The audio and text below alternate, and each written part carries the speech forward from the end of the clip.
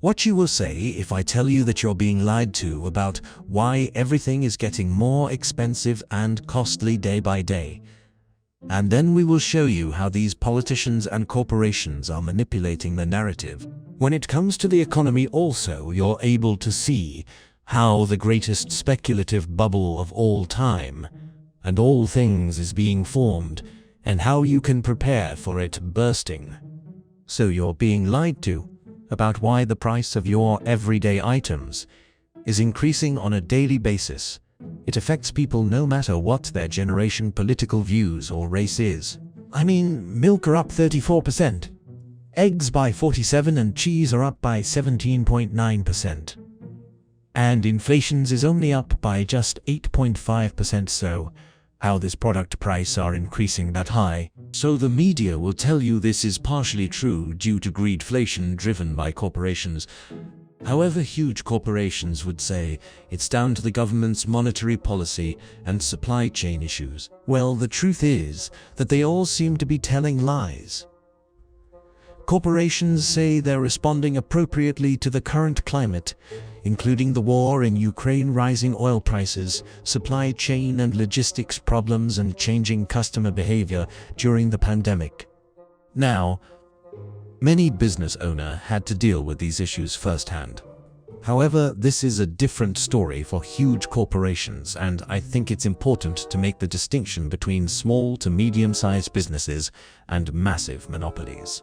If we look at corporate profit margins, they're higher than ever, as there's actually 10 giant corporations that either directly or indirectly control everything we buy on a daily basis. We have an illusion of a free market. However, many of the popular brands we know and love are actually a part of a much larger company. Just to give you one example, Coca-Cola owns Sprite, Fanta, Dasani, Smartwater, Vitamin Water, Topo Chico, Powerade, Costa, Georgia, Gold Peak, Ayataka, and Body Armor. And for instance, let's take one more example of P&G, which also known as Procter & Gamble, includes brands such as Whisper, Tide, Ariel, Head and Shoulders, Oral-B, Vicks, Gillette, and so much more. This gives them the ability to increase their prices without fear of much competition at all. They recently did this with their diapers and made huge profit increases in the process. Consumers have little choice about which brands they can buy from. Another great example, as I just talked about, of this is Pepsi, whose only real competition is Coca-Cola. The free market is now being concentrated into the hand of a few major companies across all sectors. When people have little choice where to buy their goods from, they have to put up with extortionate prices on certain items. The reason there is a lack of competition is because politicians work very closely with corporate interests at the expense of everyday people like you and us. Actually, we want to see a world with many more small businesses. And therefore, we certainly in favor of a free market, which is currently being prevented. It almost feels like certain companies are trying to make up for lost time during the pandemic. For example, ExxonMobil lost $22 billion in 2020, the first year of the pandemic. However, when we see rampant inflation at the same time as major US corporations reporting record profits and companies passing on rising supply chain costs onto everyday people, it just seems something is wrong. We are not saying greedflation is the only factor contributing to price increases. And they have proven time and time again that they don't stick to what they publicly say that they're going to do. They are very clearly telling us one thing and doing the complete opposite. For example, in June, the Fed was supposed to sell $30 billion in treasuries and $17.5 billion in mortgage-backed securities. But instead, they only sold $10 billion of treasuries and actually bought $3 billion of mortgage-backed securities. The aim of selling treasuries and mortgage-backed securities is to combat inflation, so why set a selling target and completely ignore it if there aren't other forces at play on top of these outright lies? They are concealing the fact that the economy is crashing astonishingly. It's clear that the true state of our economy is shrouded in mysteries and lies. But what effect is this having on everyday people and investors? Well, a tweet that Michael Burry, the investor that predicted the 2008 financial crisis, sent out but quickly deleted. Those people who have read, they always wonder what is going on in the markets. So it is simple that the greatest speculative bubble of all time is in the all things now. Michael Burry is well known for making outlandish statements. However, people don't always take notice of him, because when he says the market's heading for a crash, he still maintains his multi-million-dollar stock portfolio. Although this time is a little bit different, as Burry has sold 99 of his stocks, only opting to maintain one position in a company called Geo. It's almost like capitalism isn't the society we're living in anymore, where trade is run by private businesses that people spend their hard-earned money with.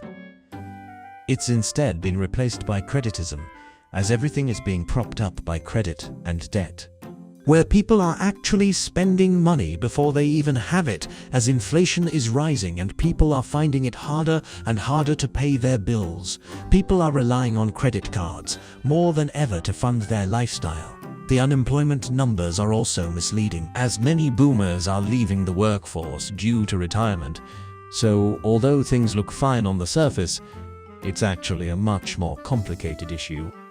Michael Burry calls the latest rally silliness and nothing but a dead cat bounce, saying gamblers gamble more the more they lose. Essentially, the point is, let's say you and I go to the roulette table and we just watch the spins and it's consistently blah.